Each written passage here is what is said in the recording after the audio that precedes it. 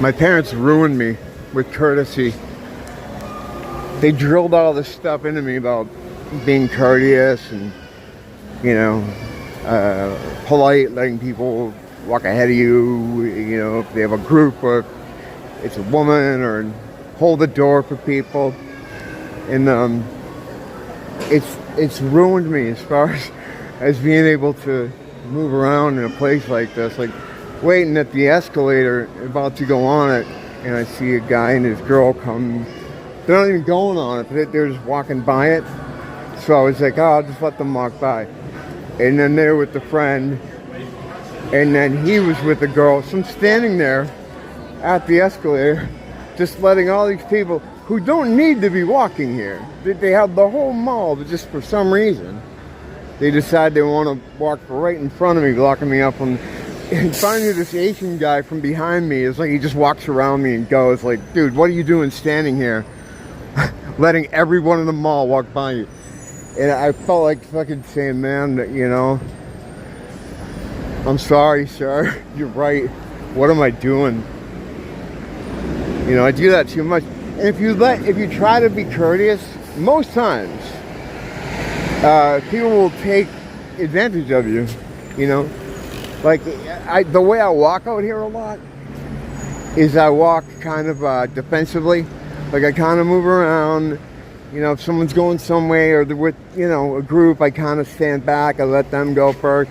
But if you keep moving like that around here, these people will force you, they'll make you walk into the fucking traffic. You know, they'll start to dictate how you move around. So you know, yeah, I'm always afraid of like being rude. You know, it's like, well, because of that, you're gonna stand on an escalator for fucking 10 minutes. It's like that thing, like, you know, you hold the door for someone just to, you know, be nice. And then the next thing you know, you're the fucking doorman. Because, you know, it's a busy area. So it's like 1, 2, oh, that's the guy who's, that guy there. I buy all these from. I'm getting quite a collection, because every time I walk by him, I'm like, hey, what else you got here? That's one thing about this place, like, that they do have a lot of good shit. Like, as far as jewelry stuff, like, you know, I bought tons of these over the years. I used to have, let me let this woman go. I used to have like 4, okay. See, I just did it again. That thing I was talking about, like, trying to be polite. I used to have 4 for like each finger, and you know, I lose them, trade them, give them to friends, buy new ones, you know. So it's always I'm always on the lookout for them, and there's a lot of places here that sell them, like this little like local jewelry stands and stuff. It's pretty cool. Yeah, right back there at that light, there was a girl there, like a small one, you know. So I was trying to be nice. And I move out of the way because she was right up my fucking ass. So I move out of the way to let her go. And then she stops with me. I'm ruined. I'm ruined when it comes to walking with people or moving around. I've had people compliment me in the comments about how I control my space and I own my space. And how impressed they are with that. I don't know, it looks that way maybe, but really I'm out here like bobbing and weaving between everybody else. I don't, you know. Or like sometimes, like, I'll get caught in a like I call it going on vacation. How you doing? And because what'll happen is I'll get in like with a family or a couple, and then I'll just kind of get caught in their orbit, and I can't get around them. So I call it going on. You know, I'll talk to Neil. I'm like, yeah, I'm on vacation right now. You know, with a nice Japanese family. You know, so it's like to get out of there, you kind of have to be a little bit more forceful. You know, if you're walking. My fucking alarm system, I'm sure, is crazy going off, but I saw that guy way out, so. As long as I can see them coming, yeah, I have no problem. It's when they fucking sneak up behind me. Every altercation I've had, like with one of our new neighbors, it's because I didn't see them coming. You know, the guy throwing stuff at me from the truck, the guy that was trying to run me over with a little toy car he was driving. It's always like that. Like, if I see him coming, I just fucking, I give them huge space. Because I don't want to be near him. Call me crazy, but I don't like being around people that hate me and would like me dead and think I'm the cause of all their problems. Because the Jews told them that. You know? Call me nuts, but like I'm gonna just always fucking give them a lot of space.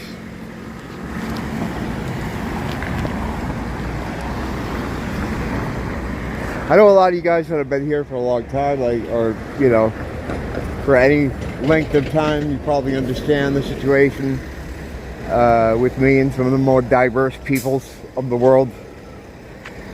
So, like, you know, there's a whole thing to it. But if you don't, if you just happen to wander in one day and caught me talking like this, you'd be like, this fucking guy's racist. And yes, but the thing is that there's still problems that, you know, the problems I'm talking about are also legitimate. I don't know how I ended up on it, but, you know, sometimes you're watching YouTube and you get, like, sucked into one of these fucking kind of topic black holes where you're like, how did I get here? Letting the days go by, let the water hold me. Yeah, I got pulled into this whole thing about veterans reacting to war movies for somehow. And there are these two older gentlemen. And it's funny because whenever I watch one of these type of things, it's like, after this was filmed, Jesus, man, how long they get? This is, watch this trick. Ah, got it. Third time. You got a buzz with the fucking fob, and no, it's a lighter. The fob, and it, like, you get 2 seconds, so you have to buzz and open at the same time. Before I move out of this place, I'm gonna screw that off the door before I leave, and it's going right in the alleyway. That door's caused me so much pain, so many injuries over the years. But yeah, they're always like, and sadly, so-and-so died after this was filmed. And some of these guys are funny. Like, I can't imagine the balls on these guys. You know, like, they're watching these really heavy kind of war things, like that opening of Saving Private Ryan, which just gets me mad. That gets me angry. Because none of that had to happen. Those guys didn't have to be there. They weren't fighting for anything. In fact, after that war, we got locked into this death spiral that we're in now. So, I mean, it didn't matter because both sides were controlled. It had nothing to do with winning or losing. It was a big blood sacrifice. And, you know, took care of all these other geopolitical things they had to take care of to make us think we're in the kind of system they want us to think we're in. But at any rate, like, these guys are watching it, and it's like, you would think they'd be like, oh, it was horrible, and you know, I feel like I'm there again, like, be traumatized, and they're just like, yep, that's what you had to do. Because guys like that, I keep watching this thing, and I'm like, don't walk so close together, goddammit. Can you imagine coming up on a ridge like that? You know how easy it'd be to machine gun those guys? Brrr, they start making machine gun noises and stuff. It's like, wow, those guys are just, talk about, it's beyond bravery. It's just like fucking balls. I can't imagine, you know, being like some of these tough fucking dudes. And it's just sad because none of it had to happen. I mean, no wars have to happen. None. Not one. Not one had to happen. Nations aren't mad at each other, you know. They're all in one thing. These wars are, you know, blood sacrifice or to destabilize an area or to get rid of usually young white men, because they're the most dangerous group to the people at the top of the pyramid in power, because who else is going to challenge them? There's nobody else that poses a real threat. And some of the groups, they own lock, stock, and barrel anyway, like the Chinese or Africans. They own them, so it doesn't matter. Their only concern is, white people. That's who is the biggest threat to them, so that's why they love conflicts like what's going on over in Ukraine now. They love these brother wars, because it's just a bunch of white dudes killing each other. They sit there and rub their hands in glee. And again, I'm not trying to infer that, well, I am, but it's not just them, echo, echo, echo. It's a whole group of evildoers that do these things for a lot of different reasons. Loose collection, destruction of architecture, goes on and on. But no matter what they're getting out of it, or what they want to get out of it, none of it has to happen. It never had to happen. And I'm watching these things, and they're like, oh, and so, after we film this, he's dead, and stuff. And I hear a lot, like, with this stuff, like, and he was the last living veteran of World War II. It seems like every other fucking story features the last living veteran. They're fucking old, right? I mean, they're in the 90s, so yet there's still thousands and thousands of Holocaust survivors. Many living in New York that are spry and alive and well, with plenty of stories to talk about what happened over there. There's an endless supply of Holocaust survivors. It's like, I think Geddy Lee was talking. He did a talk recently, talking about how his parents survived Auschwitz, that they were, in Auschwitz. And I think his mom was alive until recently. Like, I forget when she died, but it wasn't that long ago. And she was like just walking around talking and stuff, and he's done stuff where he's on camera with her and everything. And I'm like, why are all the veterans, these old guys that are pretty much like a brain in a fucking wheelchair, and you have a lot of people like his mom just walking around, oh, it was terrible. Did you hear about the roller coaster? Or the eagle, that eagle in the bear cage? I mean, they're just rubbing it in your face, But hey, it's okay. I gotta calm down. I'm going really hard on them today. I gotta be careful here. You can talk shit all day about anyone you want, pretty much except for them and their soldiers. And the soldiers are the people that have, been dumped here recently. Every Western city's going through it. So, whatever. What are you going to do? There's nothing you can do. You just have to be able to, keep your wits about yourself. Watch your own family and friends. And make sure if you see them coming, just fucking cross the street. Before I went out today, I was watching this video about this town in Detroit that has basically become a Muslim city, a Muslim town. And I tell you, it looks like those liberal paradise posters, but it looks like a real paradise. Like, it's all different people from around the world, and they're all getting along. Crime is low. They're cleaning up everything. It looks nice. Now, it's like an Islamic type of town. Like, you can't... I guess there's no alcohol. They banned... is that the one that banned the rainbow flag? Might have been. But, yeah, there's no nonsense. And you know what? Like, I grew up... well... Not I grew up, I was already grown by the time 9/11 happened. But I was told for years and years that these people are the boogeyman. You know, they're behind everything nefarious. And I believed it because at the time, I didn't know the guys telling me this were way more dangerous to my health and the health of my people than the Muslims were, you know. And I know there's some weird stuff with this weird kid stuff in their religion. Not as bad as the Talmud or the weird kid stuff in their religion. And even the Christians have weird stuff, they just don't put it in the books. So no one's immune from the weird kid stuff. I'm not a big religion guy anyway. I don't think it's necessary to have a relationship with God, that you have to go to a big drafty building and fucking kneel before mortal men in robes and have them put stuff in your mouth and fuck all that shit.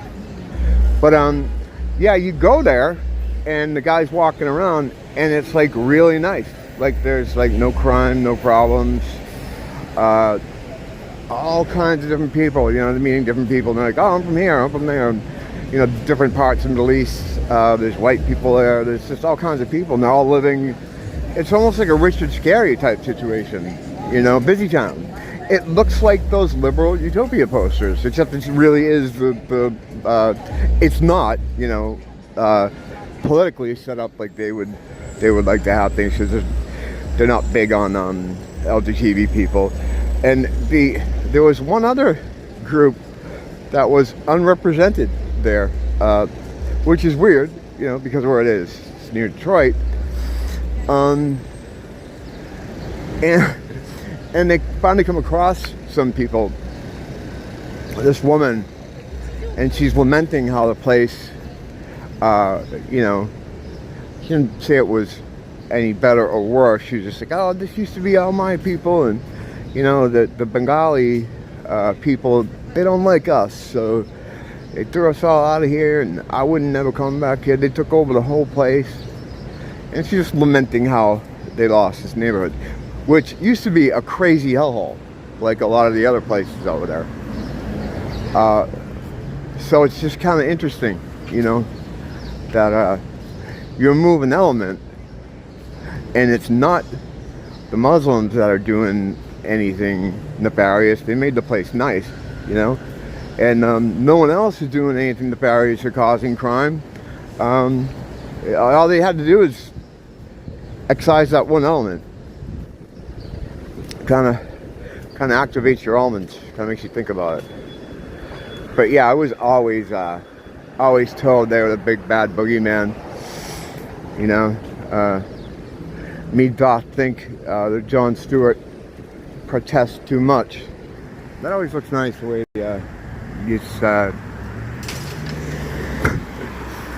me again. I stop over here because I'm like, no one's coming over here as soon as I stand still and start talking.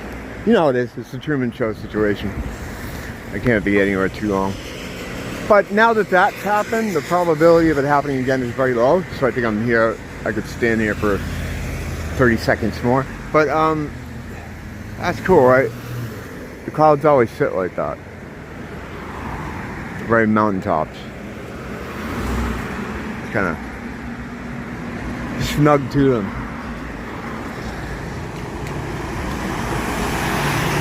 Pedal bus, pedal bus.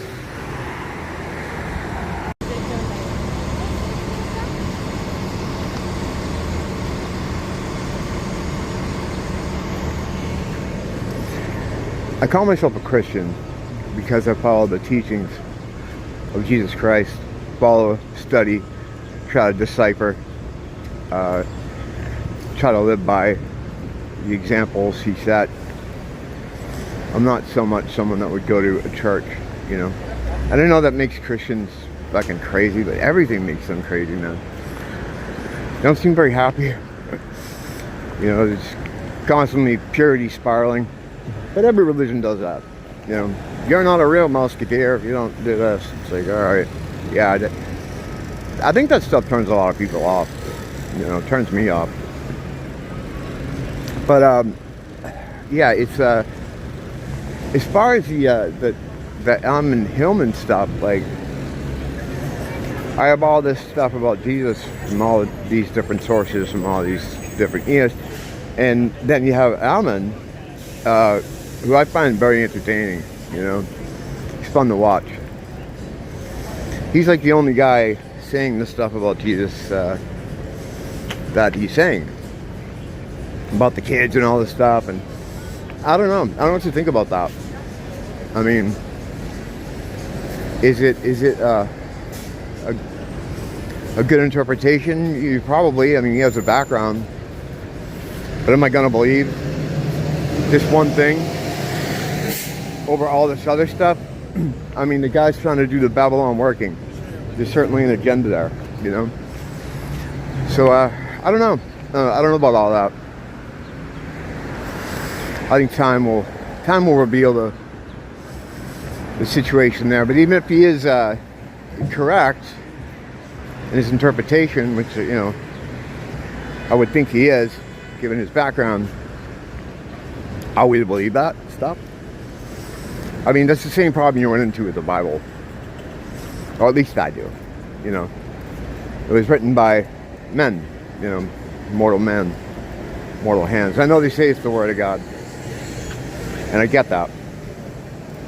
But it had to be put down on parchment or rock, or wherever they started writing this stuff on it. Keeping, well, it's not a rock, but you know what I'm saying.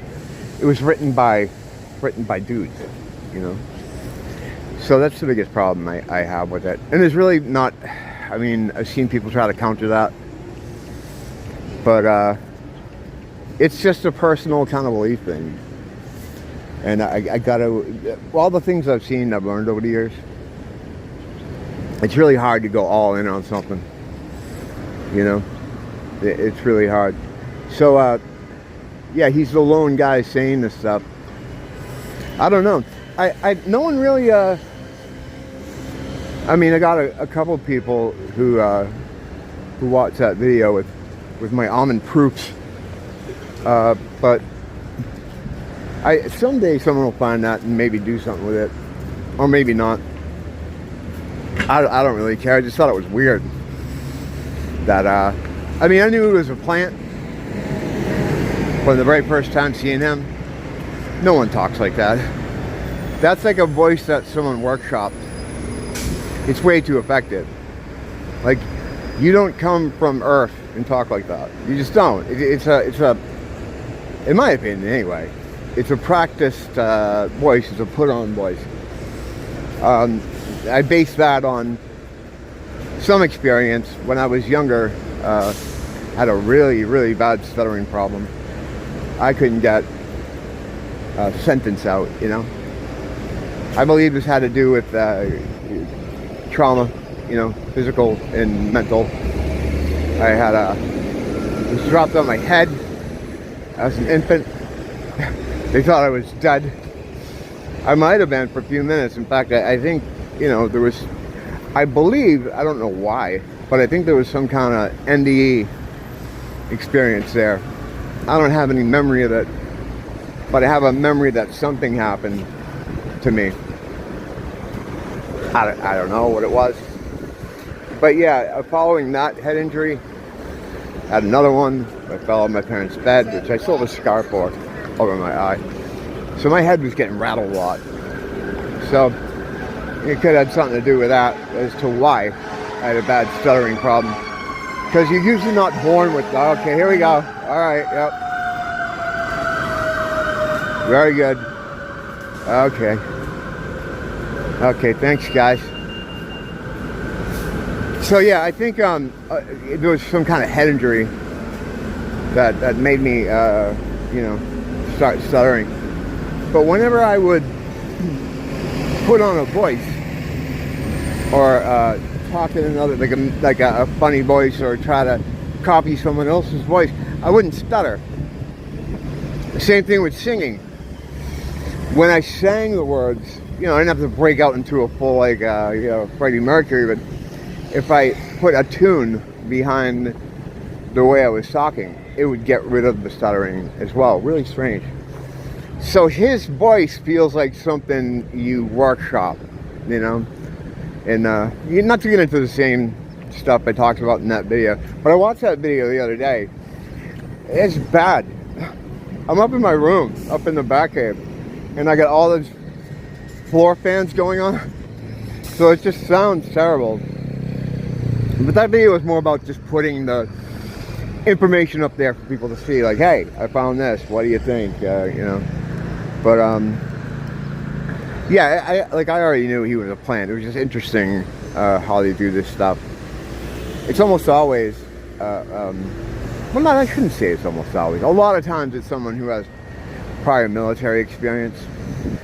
And he was, he worked with special ops in some way in Afghanistan too. So there's that. But yeah, he's funny. But he's the only guy that's really saying that stuff. And like I said, it may say that in the text. But then you got a situation like, well, that I have with the Bible, like what's the text? The Bible to me, it's just something I feel. You know, I feel something when I'm reading from it. A lot of times it mind links with me. It's very intuitive. Almost every time. That happened to me the other night too. I opened it up and it was right at a section of what I was going through currently in life. Now I know a lot of Christians will say that's divination, and that's absolutely heretical, but it's not. It's not.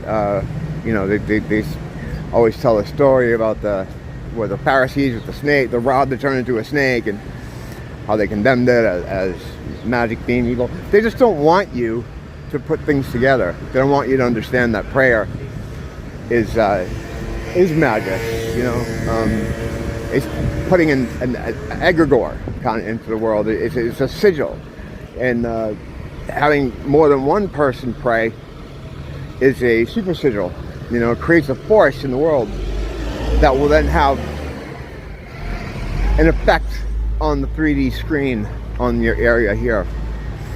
So there was a time when religion and science and magic were all one thing. You know, it was all a legitimate study. And then, you know, after the Crusades and the restructuring of how they wanted people to move ahead with Christianity, the magic was yanked right out of it, or anything that could be perceived as magic. And it all became, Jesus was just this once in a lifetime miracle worker. And the things they call miracles were just fucking magic. It's just, you know, that's all that was. But they can't have you knowing anything about what you can do or what you are or anything like that, because then you could possibly overthrow them, and they can't have that, you know. A lot of the stuff that they try to do, they get you to not do and not learn and not understand, is all in an effort to keep you from flipping the fucking card table over. They just don't want you to flip that card table over. And if enough people understand what they are and where they're from and what they can do, and I don't know what that what that max amount of people are. What's the I always forget what the fuck that is.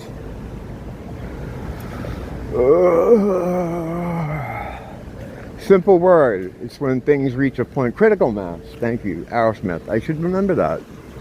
Draw the line. I should just remember that. One right in the ruts. Or right in the nuts.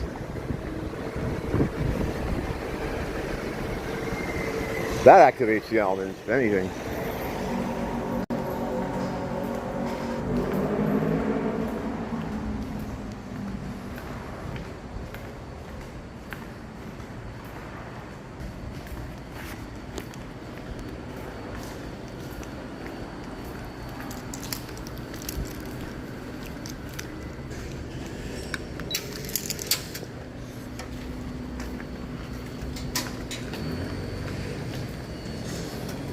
Guy in the garage almost fucking, well, he didn't almost, because I saw him doing it, but yeah, I'm just walking around. You know how dangerous it is in Schizo Garage. It shouldn't be, but it's incredibly dangerous in there, because most people, you know, are kind of retarded and they don't know how to drive. I mean, a guy blasted by me in the garage. He saw me because he went by me, and then no one can park. I call it the Honolulu 8-point turn, because no one knows how to, you know, park. They have to take like a 8-point turn to do it. How you doing, man? Have a good night. Yeah, they got to do a backup and a back in and a backup, and like he just like threw it in reverse and like was driving right at me. I got out of the way in time, but it's like it's like a goldfish. Like I know he saw me when he came in, but he just kind of then forgot I was there. You got to be on your toes with people on here. You know, especially when like walking and shit. I have a Garmin. I have a Garmin system in my brain to try to plot where I'm gonna go. But I was going through the through footage to make a video for tomorrow, and once again, there's no end. I forgot to make an end, so we're gonna make an end now. What did we talk about today? Let me see. Oh yeah, courtesy will probably end up getting me killed. Don't be too courteous. Black people make cities more dangerous, but you know, we knew that. War is unnecessary. It never has to happen. Never had to happen in any case at all. Countries aren't mad at each other. It's all for fucking blood sacrifice and a lot of other geopolitical reasons that they have to do to make people think that, you know, they live in this system that they want us to think we live in, when we absolutely don't. What was the other thing? Oh yeah, though there's not a lot of well, all the World War II veterans are now dead. I noticed when I was looking at footage that the last guy died in 2020. But I've heard this before so many times, like even like years ago, like the last World War II veteran died today. I don't know if it's a Mandela thing or they just have they keep finding new people. But despite these World War II veterans being barely alive, you know, you have Geddy Lee's mom, who we were talking about the other day, and I couldn't remember if she was alive or not. She died in 2021. And just for a little, just so you see, this is Geddy Lee's mom. These are World War II veterans. Geddy Lee's mom, World War II veterans. You know, something's up. Something's put at the Circle K. But anyway, I guess Holocaust survivors are just much younger or something. There's still plenty of them, you know. So there's that. So what else do we say anything about the gays? That's the only group I haven't really gone into. I think that's it. I think those are the protected classes that we talked about. I'll be right back. Oh, that looks like shit. Hang on. There's a totally pro operation here. There we go. Just in the store. And the lady working there was... she was just talking to this guy in line, and they're talking about Hawaiian stuff and ancestry. And she was like, yeah, don't make me call my ancestors. And the guy's like, that's okay, I'll call my ancestors, they're Vikings. And I looked at the guy who said me, I just fucking gave him a fist bump. Brother. Funny. But yeah, I don't like go out of my way to talk about like protected classes. It's just spiritual war related stuff, you know? And they are just involved in a lot of what's going on now, you know, or subjects that touch on that, you know, or whatever the fuck I'm trying to say. Is I don't necessarily go out of my way to talk about things. It just comes up, you know.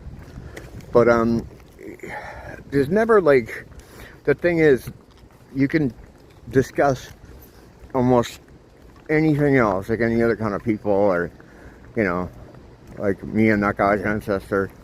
But if you talk about the protected classes, it's immediately hate speech. It's fucking weird. Talked about this before, but I I only report stuff. I do very little editorializing with like these stories, unless it's like a joke or something. I'm attempting to be funny. But as far as hate, like by what I think the definition really is supposed to be, you won't find any of that here. You know, you could go through every fucking video, you won't find anything like that. And even on top of that, their description of hate is bullshit. You don't hate anybody, you know? I mean, at least not in these protected groups I'm talking about. Hatred is something that accrues over time. You need to have like a relationship with a person or know someone. It's like love. It's the opposite end of that string. It's like people might say they love, you know, fucking whoever, Taylor Swift. You really don't. You might lust after a person, but you don't actually love them. It's an emotional state that you have to develop. Same thing with hatred. I don't hate anybody. I don't hate even people I probably should hate. I just don't. And those that I should, maybe, I just don't have the energy. Because it takes a lot of energy. Just like love. You know, when you fall in love with someone and you're really into them, it sucks up a lot of your a lot of your energy. A lot of your juice goes into that whole thing, working it out, you know, seeing if it's gonna work out, you're thinking about it, trying to, you know, it takes a lot of your energy. So that's the same thing, just on the different end. So they just will throw the hate word around if you say things they don't like, or not even don't like, if you talk about at all. You know, you try to say like anything.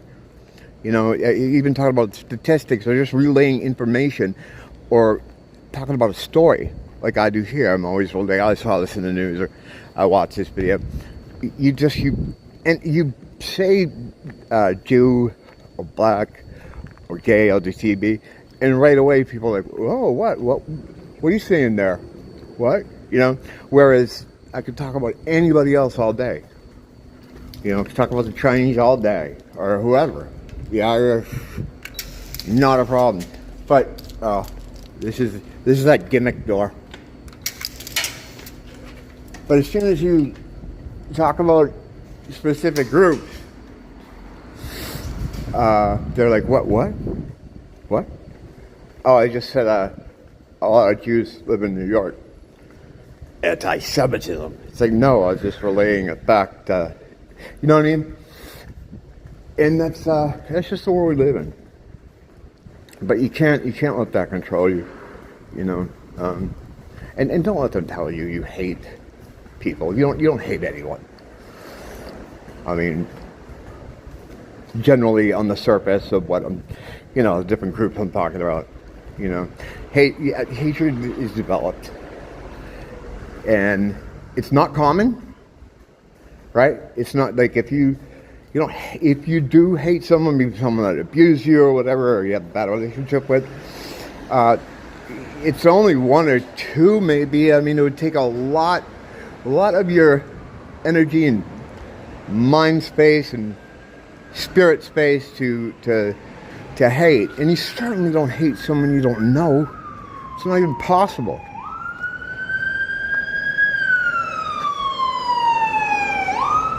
They just don't want you discussing certain people because they have a scam running. You know, they have a grift going.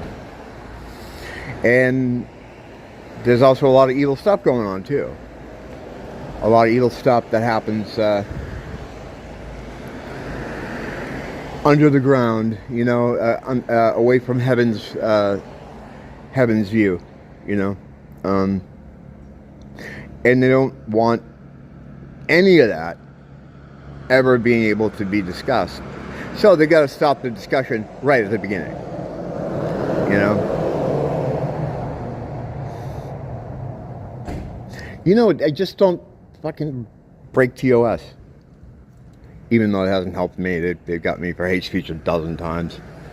Was it a dozen? Is it really a dozen? Or am I just saying a dozen? maybe 7 or 8 times. You know, with comments, they take away my ability to comment for a while. A couple of my videos got hit for that over the years. But you kind of know what's over the line, you know. But just don't let them tell you how you feel about anything, you know.